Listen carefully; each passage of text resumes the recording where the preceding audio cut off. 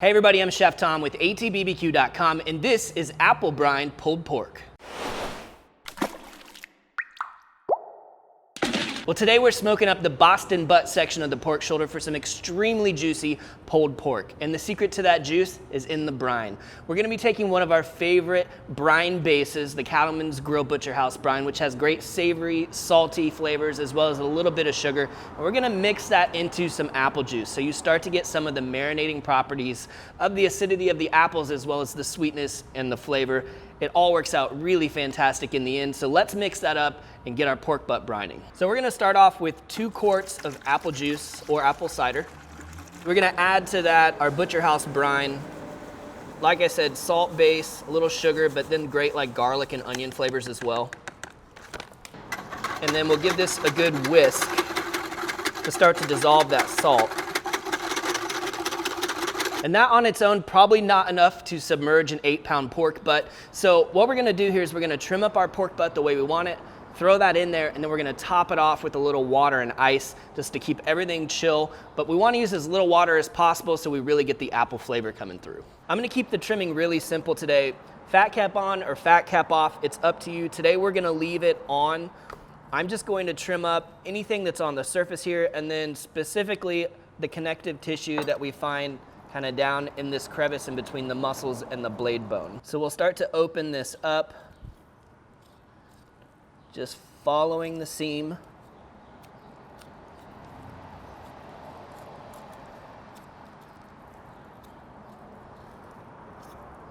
And then all of this stuff here on the surface that just kind of has a weird texture once it's cooked down, we're gonna get rid of that.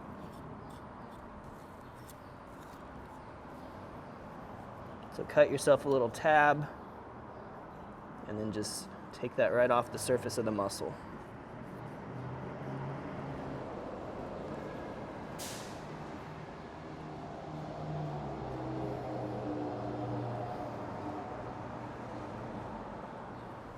So that's cleaned up pretty nicely. You've got some fat veins running through here, but that's okay. On this other side, we have some of this shiny, it's silver skin, some of it is really thick. Some of it's less annoying, but it's all gonna go.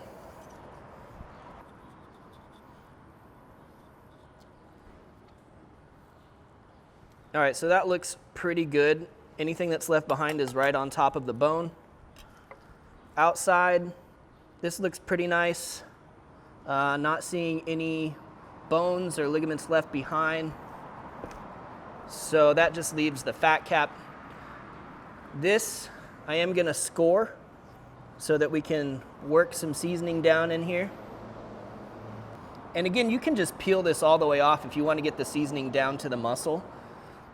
But if you happen to enjoy that texture, that mouthfeel, and the extra added moisture from the fat cap, you can leave it on and just work some seasoning down into these crevices. And then you can chop this fat cap right into the meat.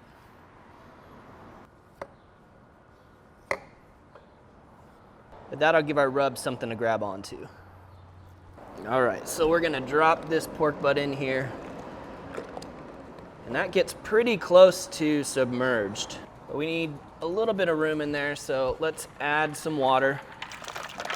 I'm just doing the ice because the apple juice is room temperature and I wanna make sure that this is chilling. We don't want it warm or growing anything. And then we'll just lock this into place and we're gonna throw that in the fridge. I'm gonna do an 1.5 hours per pound on this 8-pound butt, so that works out to a 12-hour brine. Now I've got a pork butt here that's been soaking in our apple brine for 12 hours. Started it last night. We're gonna pull that out and get it seasoned up and head over to the grill. So you'll see as we get closer up here that the texture on the surface is gonna look a little bit different visually and texturally. It hasn't totally cooked this, but it started to transform this meat and tenderize it. You can see how the color has just changed a little bit, and that's fine. We're expecting to see that. Now, typically with a piece of meat this size, I'm not gonna rinse the brine off because I know that there's so much meat on the inside that it can handle just that extra bit of salt on the surface. And since that surface is already wet, that's all we're gonna need for a binder for our rub. Now for the rub, we are using the Our Butts Are Smoking Honey Chipotle. So we're balancing out flavors here. We've had this in a brine that's got both salt and sugar.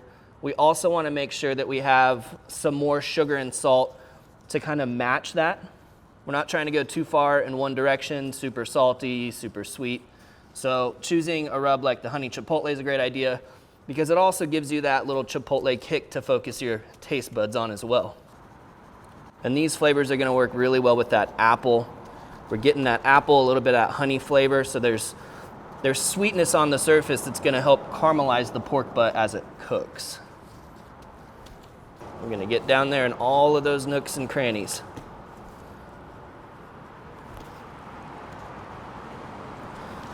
All right, let's let that set up for just a few minutes. Make sure it looks nice and moist on the surface, and then we'll head over to the grill.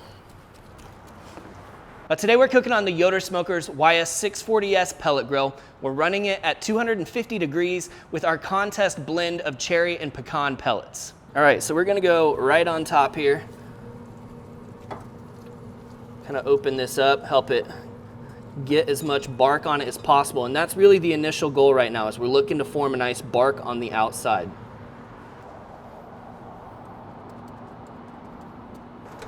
Well, our pork butt's been smoking for about 5.5 hours now, just holding steady at 250. The color's starting to look really great on the outside. So what we're gonna do at this time is take it off. We're gonna wrap it up in foil with some apple juice to kind of braise in. And what's gonna happen next is we're gonna start to really break down the tough parts of the pork butt while it braises in its own juices and in that apple juice. And that's what's really gonna give us the juiciest pulled pork.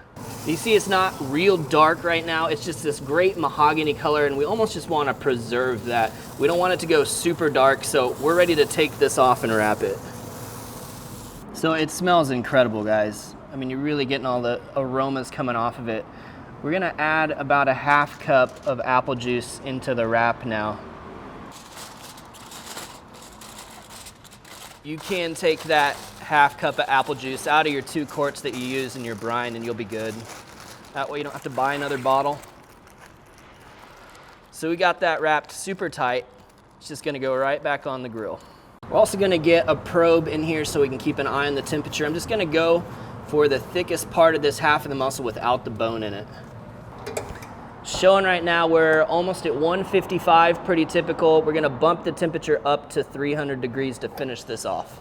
Well, our pork butt's been on for about 7.5 hours now. The internal temperature has surpassed 205 degrees, and that's really the target range we're looking for when we're doing pulled pork, between that 205 and 210 range. So we're gonna open this thing up, take a look at it, and see if we're ready to pull it apart. All right, let's open her up, see what we've got. Oh yeah, I'd say that's looking pretty tender. That blade bone, about ready. Yeah, it's falling apart. Let's grab that out of here. So one of the great things I've discovered about doing pulled pork is that there's really not much resting required, because we're gonna shred all of this up. It really doesn't need any time for the juices to redistribute, because once it's shredded up, it's gonna soak up all those juices anyway. So this blade bone should release pretty easy. Yep, just coming right out. That's a good sign that you're ready for pulled pork. And then just very little resistance when it comes to shredding this thing up. And kind of check out, over here's our fat cap side. So that fat's rendered down quite a bit, and what's left there is just kind of shredding apart with the false cap that's in there. And then underneath, yeah, that's pulling easy. So you can check out all that juice left in the wrap. That's why this is gonna be such a juicy pork butt. That brining allowed that to retain that juice, and now we can reincorporate it into the pork. And it's just packed full of flavor. So just running this through the juices now, we're gonna sop up all of that juiciness back into our pork. All of that flavor. And to take a look at that, no more juice in the bottom of the pan, all right back in the meat. Oh man. That is so juicy and just packed full of flavor all the way through. And that's the advantage of shredding it, right? You can incorporate all those flavors all the way back into all of the meat. It's not just on the outside. I mean, this is definitely the best way to get the juiciest of pulled porks, through these techniques using brining and through the wrapping technique. And the flavors are always gonna be big. You throw this on a bun for a sandwich or just out on a platter, it's gonna disappear in no time. And it's really pretty minimal on the effort. I mean, it takes some time. It's definitely a time commitment, but you get out of it what you put into, no doubt. Well, thank you guys so much for watching. Be sure to check out allthingsbbq.com for all the products featured in today's video. In fact, we'll throw a link into the video description for you to buy the flavor kit and even the briner bucket for this pulled pork recipe. If you enjoyed the recipe, hit that subscribe button. And if you have any questions or comments, or there's anything you'd like to see me cook, let me know in the comment section down below, and let's be good to one another. For more recipes, tips, and techniques, head over to allthingsbbq.com/thesauce. All Things Barbecue, where barbecue legends are made.